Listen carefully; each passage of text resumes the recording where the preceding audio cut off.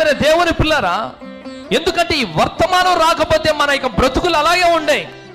కానీ ఈ వర్తమానం వచ్చిన తర్వాత మన బ్రతుకులను, మన జీవితాలను మార్చింది వర్తమానం. మన స్వభావాన్ని మార్చింది వర్తమానం. హెస్కేలు గ్రంథంలో ఆయన చెప్పినట్లుగా, మీ రాతి గుండెలను తీసి నేను మాంసపు గుండెలను మీకు ఇస్తాను, నా ఆత్మను మీ మీదకి నేను పంపిస్తాను, మీ స్వభావాన్ని నేను మారుస్తాను.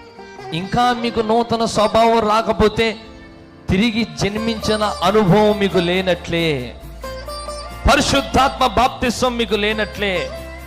పరిశుద్ధాత్మ బాప్తిసం పొందితే నూతన స్వభావం వచ్చింది. మన మాట మారిపోద్ది, మన చూపు మారిపోద్ది, మన ప్రవర్తన మారిపోద్ది, మన కదలిక మారిపోతుంది, మన వైఖరి మారిపోతుంది, మన జీవిత విధానమే మారిపోతుంది. టోటల్లీ మన లైఫ్ స్టైల్ అంతా మారిపోతుంది. ప్రియమైన దేవుని పిల్లరా, అదే ఈ వర్తమానములో ఉన్న శక్తి.